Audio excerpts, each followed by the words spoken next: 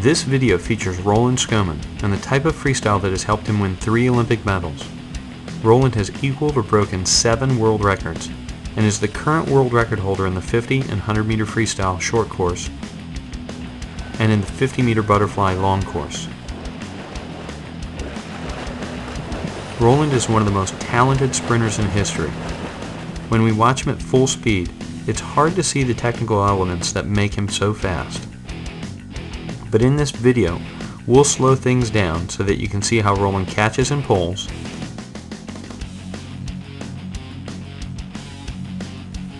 how he kicks, how he breathes,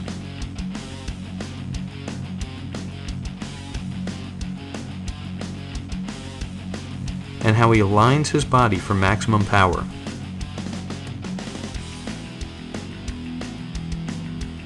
We'll point out 6 specific things that Roland does that you can try in your own swimming. When you add these focus points to your swimming, it's best not to think about all of them at the same time. Try to focus on one specific thing each day.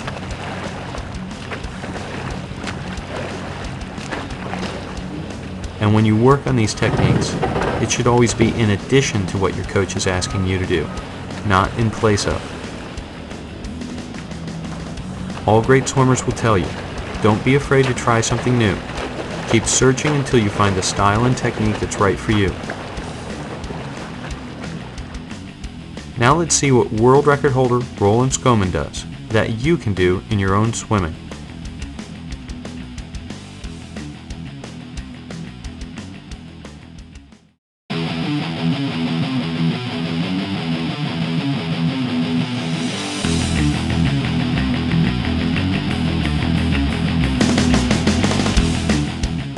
Roland's nickname is the Rocket, and it's easy to see why. His body drills through the water as if it were a missile with one mission, to get to the other end. Roland knows that the key to fast freestyle, especially sprint freestyle, is to swim in perfect alignment straight down the pool. Body position is something that Roland works on every day because he knows that the faster you swim, the harder the water pushes back. The best way to fight the extra resistance is to shape your body like a needle, and then turn it into a rocket with a powerful kick and efficient pull.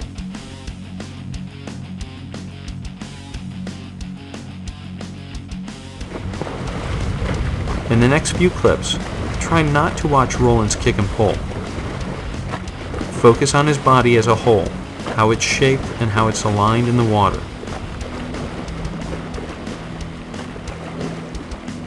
In this clip, notice that Roland is in perfect alignment, or perfect balance, in a horizontal plane. If we freeze him right here, you can draw a straight line from his fingertips, all the way down his arm, torso, and legs, all the way to his toes.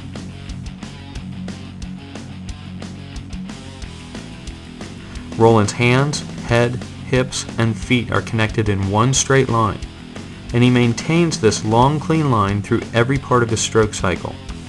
This allows him to slip through the water with almost no resistance. With the hips high and the legs directly in line with the body, Roland presents very little frontal resistance to the water. This body shape allows him to get maximum power from his kick and from his pull. In this clip, notice how Roland is in perfect alignment side to side around the vertical axis. If we freeze him right here, his body looks like the tip of a needle.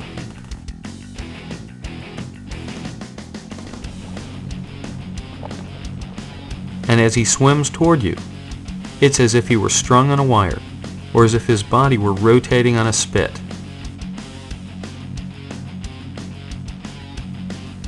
In this clip, ignore the rotation and focus on the surface area that Roland presents to the water. All you can see are his head, shoulder, and hand. There is no side-to-side movement in his head or hips. Everything is aligned as he's drilling straight to the other end. It is this precise, perfect alignment that is the hallmark of Roland's stroke and the key ingredient of his world-class speed. Let's watch a few more lengths from different angles. Get an image in your head of Roland's body position and alignment, and how he moves like a needle through the water, and see if you can add this to your own stroke when you practice.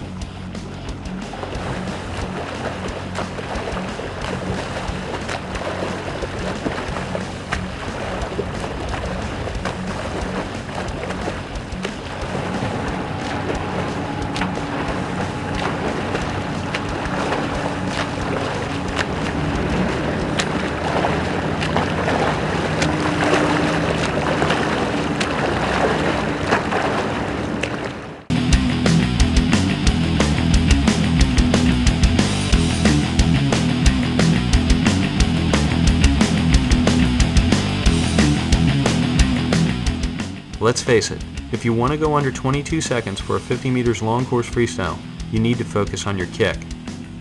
Roland has an incredibly powerful kick, a thunder kick, and he uses it to power every aspect of his stroke. In Roland's words, he builds his stroke from the back, from the kick. Let's watch it once more at speed.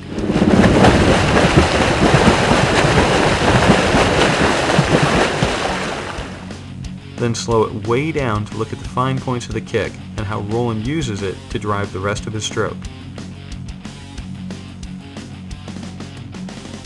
Roland uses a 6-beat kick, which means he completes 6 downbeats on every stroke cycle. Let's count them. 1, 2, 3, 4, 5, 6. 6 downbeats for every stroke cycle.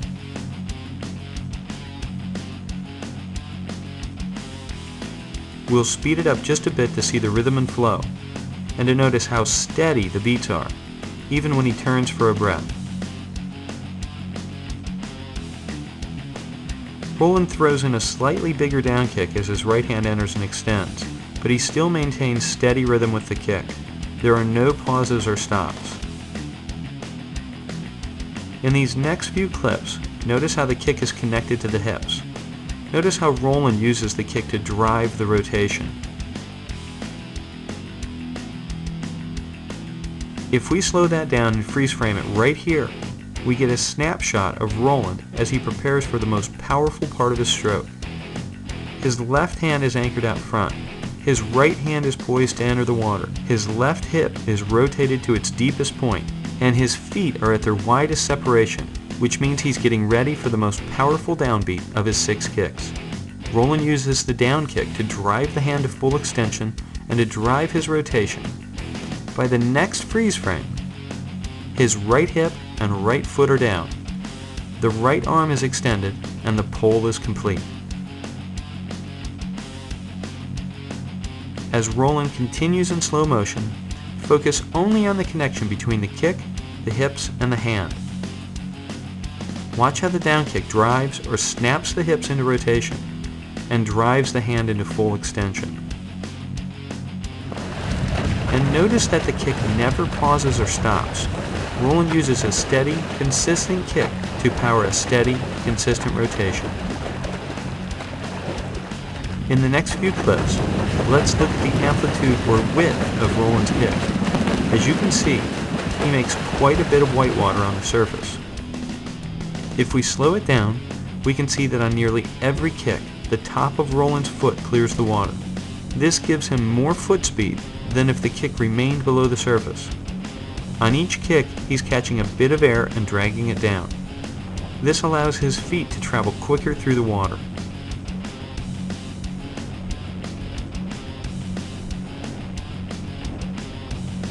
From underwater, you can see that Roland has a rather large kick, but notice that it is consistent and steady and fast.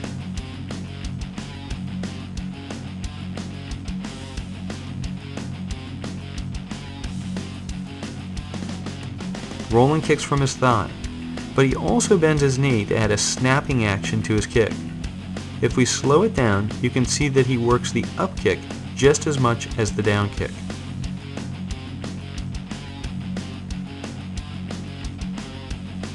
here are some different angles. Watch how the kick helps initiate the rotation, how it remains steady and consistent through the stroke cycle, and how it starts at the hips but finishes with the snap of the knees and toes. And of course, when you try this on your own, don't forget to point your toes.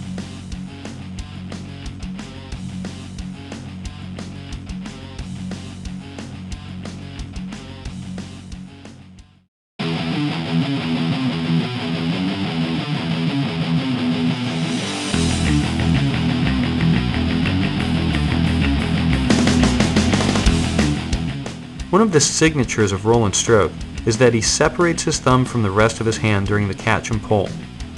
He's found that this gives him a bit more surface area, but this hand position might not be right for every swimmer. Even if you don't try Roland's thumb position, what you do want to imitate is the way he catches and holds water during his pull. Roland is a master at grabbing as much water as he can and hanging onto it for a long, powerful pull. Roland's hand entry is precise, and the angle of attack is low. The fingertips enter first, and then the hand remains high as it extends forward. In this front view, we can see how the fingertips enter first, and that the hands enter the water directly in front of the shoulders. Everything is in line, and nothing crosses the midline of the body.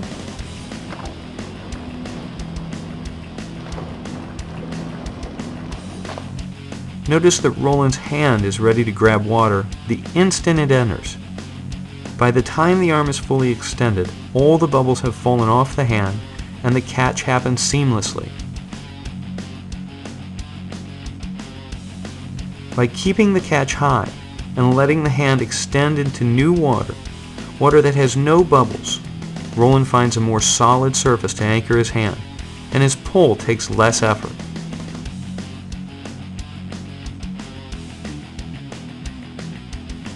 In this clip, notice how Roland catches water not just with his hand, but also with his wrist and forearm.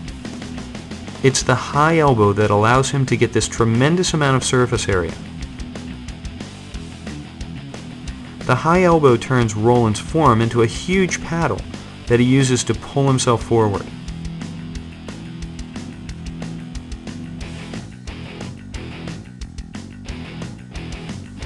Here's another view of Roland's high elbows. But notice something else. The straight line that's formed from the elbow along the forearm, through the wrist, and all the way to the fingertips.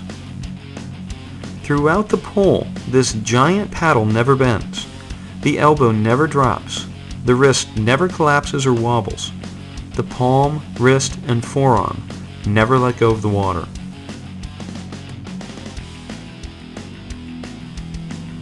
By creating a long straight surface area to hang onto the water, Roland is able to involve more of his body in the pull. Notice how he anchors with the hand and forearm, then engages the muscles all along his side and back to help pull his body forward.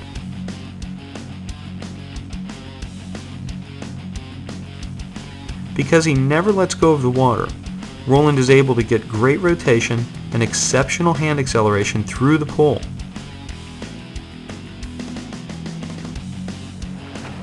Watch how his hands catch and hold, and then speed through the pull.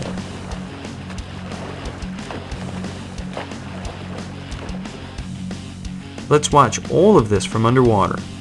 First, look at the low angle of attack and how the hand extends forward into still water.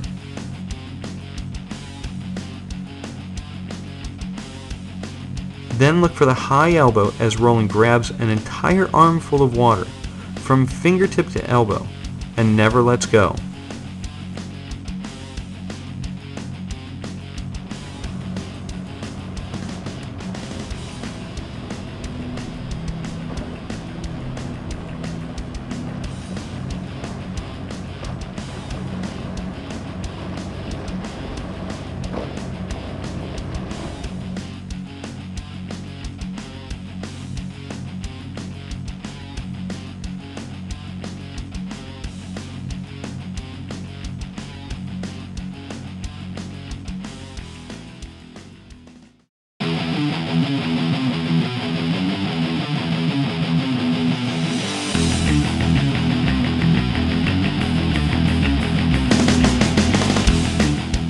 One of the clearest, strongest visual images that we can take from Roland's stroke is this.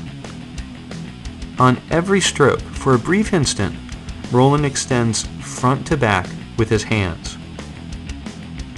Here it is again on the other side. Roland's hands are fully extended front to back. In this above water clip, focus just on Roland's arms. Notice how the lead arm remains fully extended until the exact moment when the trailing arm exits the water.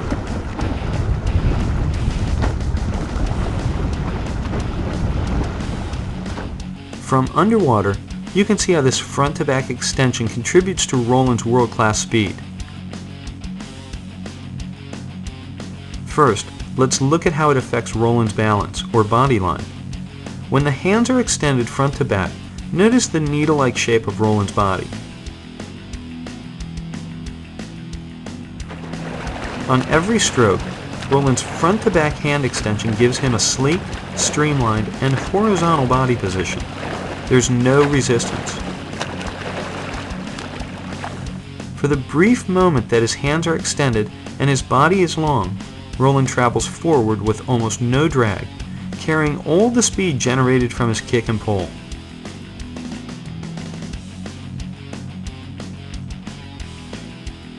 Even during his breath, Roland maintains full extension front to back.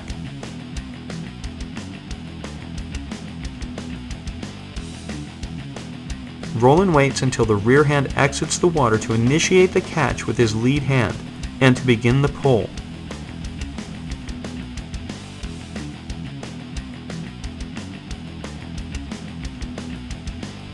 By keeping the lead arm fully extended and relatively high in the water, Roland gets a better setup position for his pull. The extended hand encourages a high elbow at the catch and throughout the rest of the pull.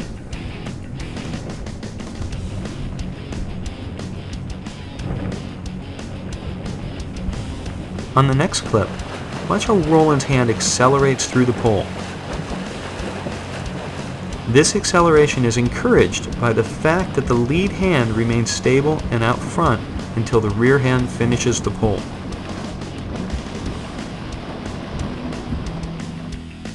If the lead hand must wait to pull until the other hand finishes the pulling hand will accelerate naturally.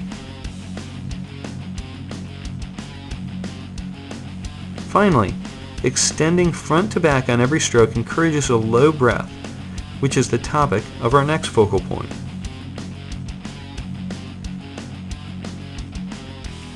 In these final clips, focus on Roland's hands and how they extend front to back on every stroke.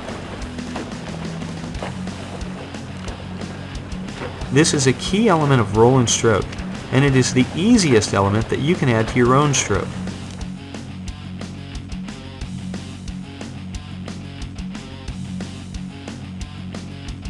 Take these images to the pool when you practice.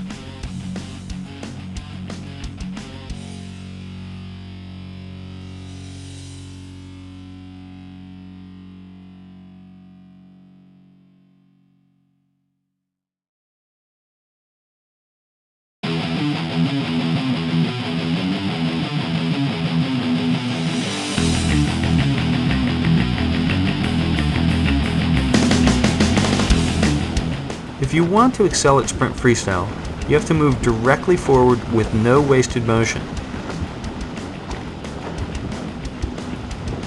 If you deviate even slightly from traveling a straight line, either side to side or up and down, you lose valuable time.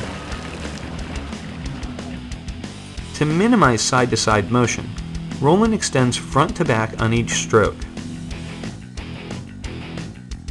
What does he do to minimize up and down motion? Look for his mouth during the breath. It's hard to see, but the breath is here. And notice where the hands are.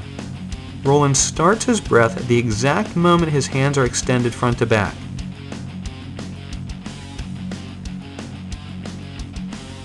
By the time Roland's hand is near his shoulder, the breath is done, and the face is back in the water. Let's watch it again from another angle. The breath starts here, and the breath is connected to the hands.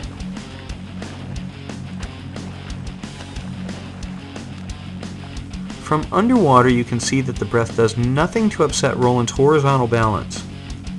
Even when Roland breathes, you could run a straight line from his fingertips to his toes. Notice that Roland never lifts his head to breathe. When it's time for a breath, he keeps his lead arm extended.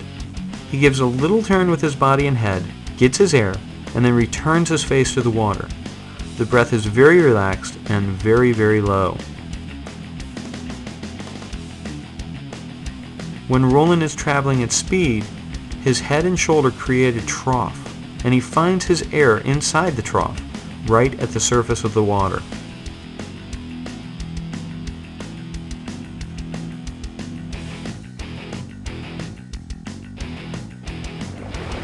If you're not traveling as fast as Roland, the trough won't be quite so big. If this is the case, you may need to look back slightly to get your air. Another way to stay low during the breath is to curl your mouth to the side. In other words, make a Popeye mouth when you breathe.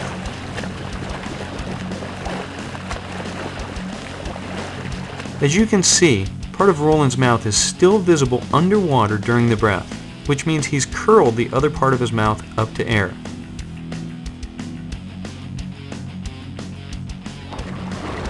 Another way to stay low during the breath is to think about keeping one goggle in the water at all times. Watch how Roland's lower goggle is barely visible during the breath. If we freeze it here, you can see that Roland leads into the breath with the top of his head. He's looking directly to the side or slightly back, and nearly half of his head is still in the water. All you can see is one goggle and the corner of his mouth. And here you can see that even though Roland looks slightly forward when he swims, he does not lift up before the breath, or look forward during the breath. Roland stays low when he goes to breath because a low breath keeps him traveling on the straightest line possible to the other end.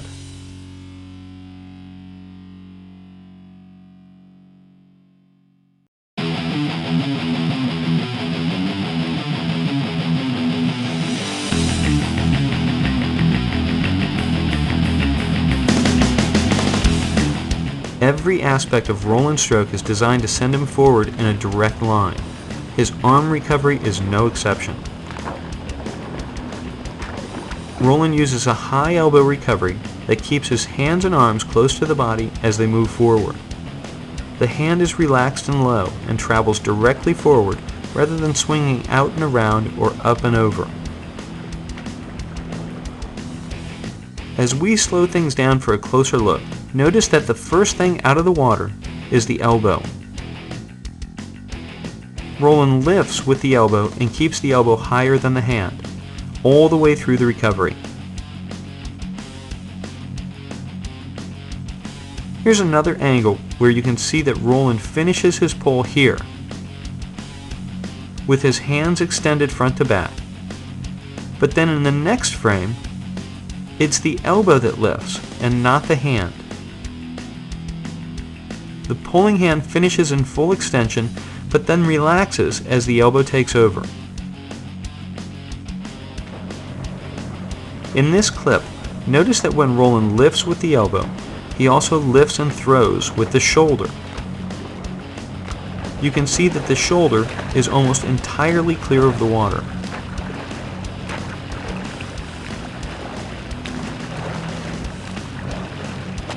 From underwater, you can see that when one shoulder lifts and clears the water, it enhances the overall rotation of the torso and hips.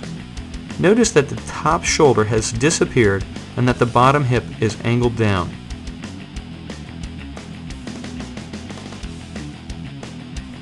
As Roland swims directly toward the camera, notice how small a surface area he presents to the water. By lifting with the shoulder, he presents only one shoulder and his head to the water. This reduces his frontal resistance and makes him more needle-like, or rocket-like in the water. In these next clips, focus on Roland's arms and shoulders. Look for the elbow to lead the recovery and notice how much of the shoulder clears the water on each stroke. It's almost as if Roland throws each shoulder forward, engaging the large muscles in his back to power the stroke.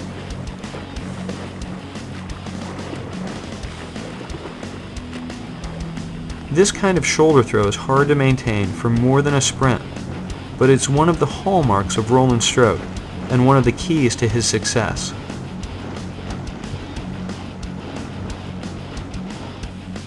If you add this to your stroke, do it gradually to prevent shoulder injury.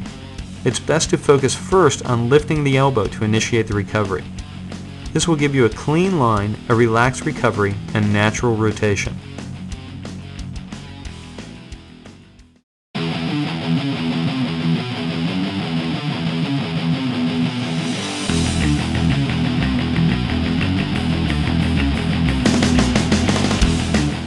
For the final section of the video, Roland will just swim, and you can watch how all the parts come together to create speed.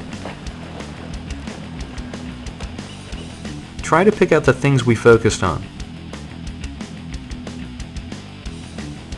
Does he swim in perfect alignment?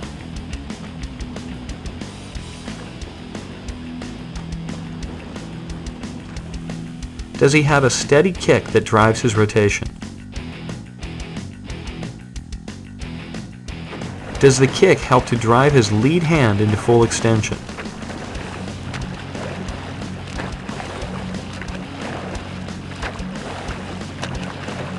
Does he get extended front to back on every stroke?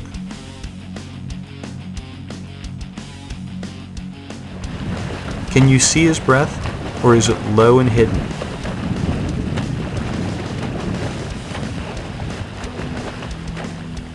How well does he grab the water with his hand and forearm?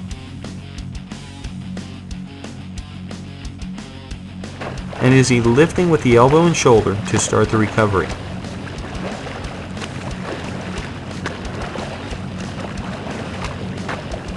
See if the key elements are there, no matter how slow or how fast Roland swims.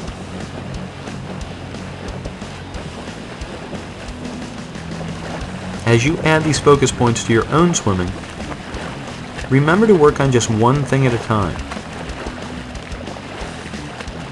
Start slowly, don't be afraid to experiment, and be patient when you try to change things with your stroke.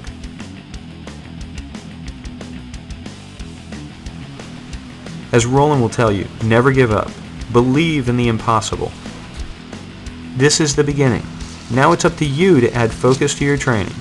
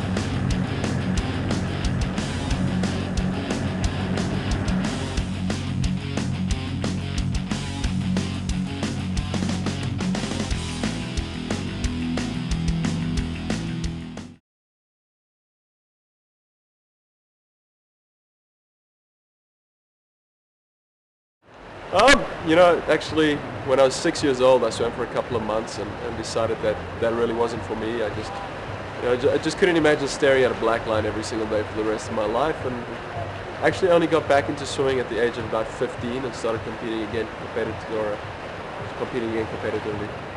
right? You know, I actually didn't start competing again until I was about 16, so you know, literally a break of 10 years from swimming, so I wasn't an early starter.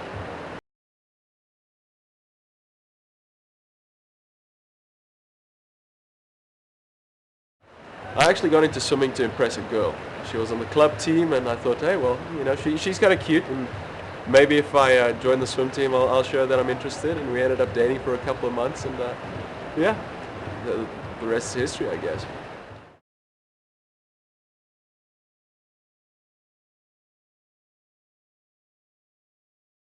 You know, I think it's a combination of two, the going 21.69 in the 50 freestyle, and then being the first man to break 23 seconds in the 50-meter butterfly. I think when Alexander Popov went 21.6, everybody looked at that and said, you know, this is unbelievable, it's not real, it's fake, and you know, I came in and proved that it can be done.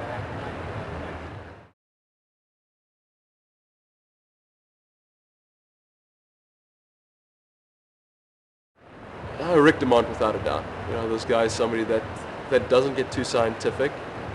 He doesn't overanalyze it. It's never too technical. It's just about feeling more than anything else. He really, you know, brings his artistic works into swimming, and that's fantastic. I can relate to it. I'm really not a technical person at all. And, you know, it's reassuring. It's comforting having a coach there on the side that, you know, that knows what you're thinking. Has been with you for ages and ages. And, you know, can really understand and connect with you on an intimate level.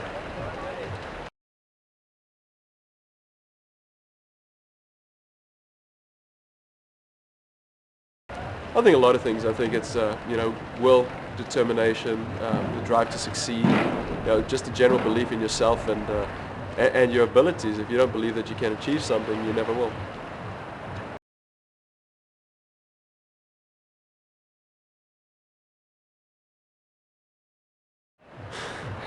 No, practice isn't always fun. I wish it was. It's, you know, I've had practices where I just don't want to be there, and then, you know, just kind of shift that mental focus and look at it a slightly different way. Like, you know, this is the best swimmers in the world are out competing or practicing today, and you know, if you want to be the best in the world, you have to do it. And you know, you kind of shut your mind off and focus on specifics, whether it be stroke technique or, you know, a specific strategy. And by the end of by the end of the workout, it's just like, wow, you know, that came, you know, that ended a lot quicker than I thought it was going to end. Practice is always fun when it's over. There's nothing better than going home and, you know, falling down on the sofa or lying in bed thinking, oh, thank you, God, thank you, it's over. Ouch, ouch.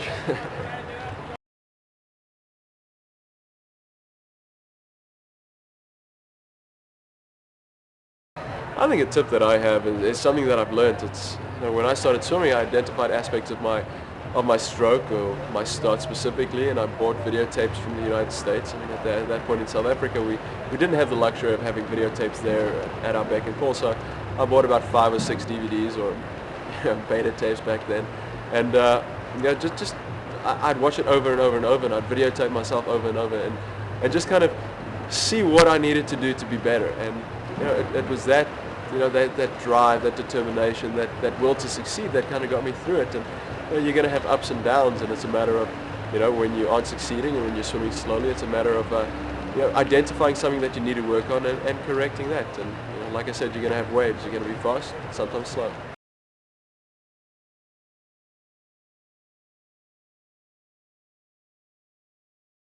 I think one of the great things about being out here in Arizona is we do train all 4 strokes. If you're just training freestyle, it tends to become really monotonous. You tend to break down a lot quicker. So you know, it really is a luxury that we're afforded here, where the coaches like to focus on every single aspect, whether it be breaststroke, backstroke. We do a lot of weak stroke work where we, you know, my weak stroke is actually backstroke. I'm a pretty good breaststroker if I need to be, but you know, it's great. It just keeps things fresh. It keeps things enjoyable and energetic to train a different stroke and to train for the IM.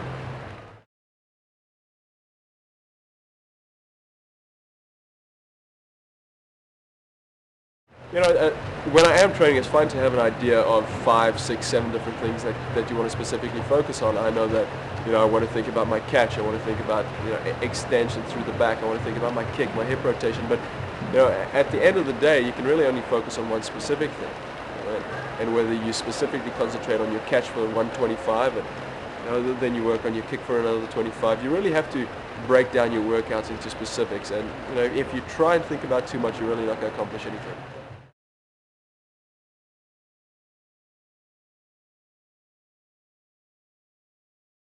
If I get into the swimming pool and focus on specifics, if I focus on my breath, if I focus on my catch, like I've said, you know, if there's one thing that I can focus on and really try and ingrain in muscle memory, it just makes workout go by, or seem to go by, so much quicker.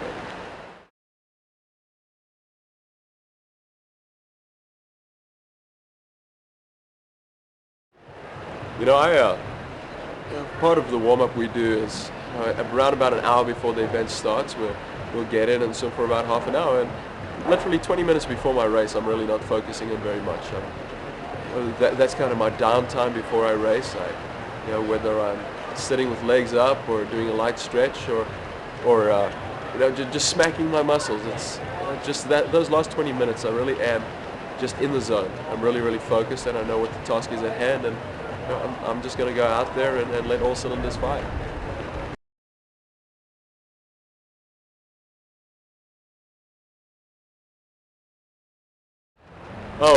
You know, when I started swimming, I used to study the guys like Popov and Van Hogenband, but the only person that I study at this point is myself.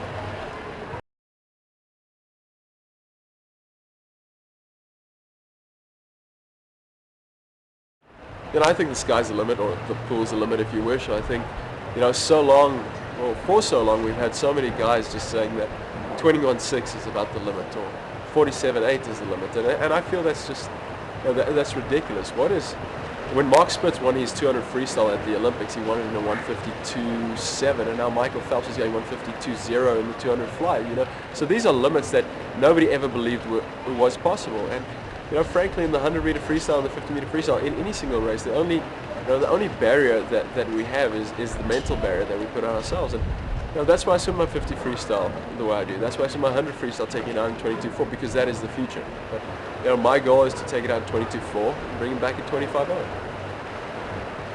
Thank God I got that one right.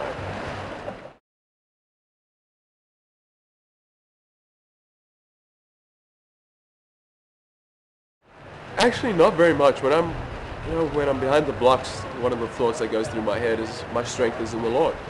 You know, it's just a way of reaffirming reaffirming my faith, reaffirming the training that I've gone through to get me to that point. So, you know, when I'm standing behind the block, I'm just really in the zone. I'm just focused on what I need to do. So it's, you know, I think a lot of times people tend to overthink that situation. They get behind the blocks and they're like, okay, well, are my goggles okay? Is my cap okay? How about my suit? So, you know, just let it happen.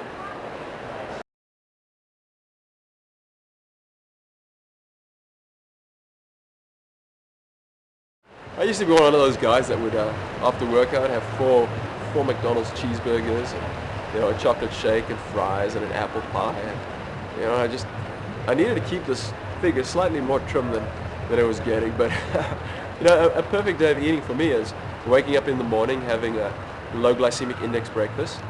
You know, from there, after workout, I'll have a protein shake. Before the next workout, I'll have, you know, a really nice big sandwich. Tend to try and do the organics, whether it be organic beef or ham or whatever it is. You know, just really try to have a big lunch, because you know, I've come to find that if I don't eat anything before workouts, I just feel absolutely dead tired. I just, you know, almost feel like I can't get my body out of the water. And I think that's, you know, I think that's something that a lot of people underestimate, is, you know, having a meal before workouts. If you're having a meal before your workouts, you know, it's going to allow you just to perform at a far higher level. You know, for dinner, I just like having a really big steak, having some potatoes, salads, greens. You know, I've really come to learn how to cook for myself. I wish I had my own personal chef, but not going to happen anytime soon, so I can cook up a mean recipe.